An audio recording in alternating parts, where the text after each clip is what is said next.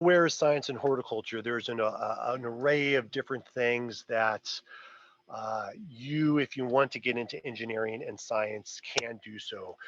There's heat loss calculations in a greenhouse. If you're in a cold region, you have to heat your structure more. Well, depending on your glazings, what are the materials of your walls and your roof?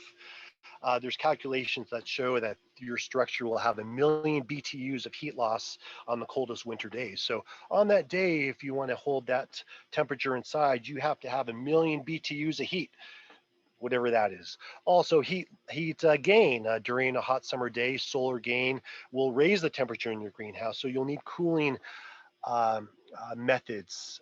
There's calculations for that. There's technologies and systems for that. Engineers and scientists make that. I'm just going to kind of go down this if you haven't already. Visually, air movement. Air movement is key to a consistent environmental growing system. If you don't have proper air movement, you might have a hot pocket and a humid pocket, which will cause disease and um, insect pressure. So having a perfectly homogeneous environment will often increase your success in a consistent crop turn after turn after turn. Irrigation cycles.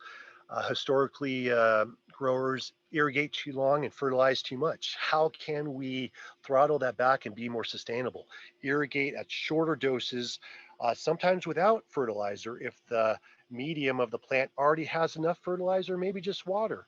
How can we reduce water usage, reduce fertilizer uses? CO2 consumption. Plants consume CO2.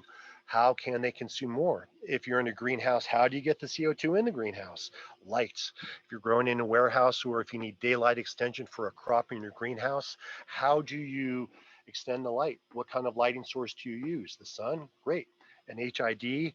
An HID light is a very energy using light versus an LED conserves energy. Planting mediums, are you going to grow in the soil organically? No till. Is it going to be hydroponic? No soil.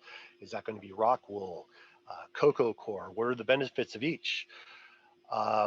Genetics. Genetics is a big thing, not only in hybridization of growing corn or lettuce or flowers or cannabis, but also GMOs, genetically modified organisms.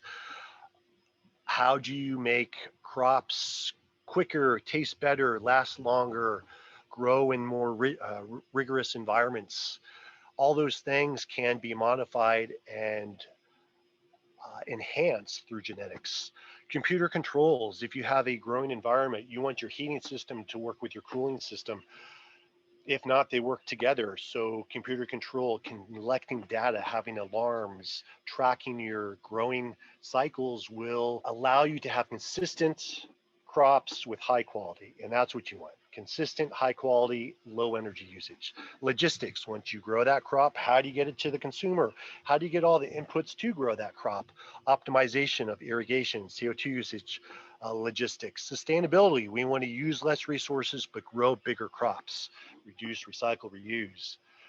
Are you a science-based person? Because in my experience, there's a lot of scientists and engineers who aren't social, and there are engineers and scientists who are social. So being an engineer who can speak to others, you can communicate your ideas in a way that someone else who's not a scientist can hear them.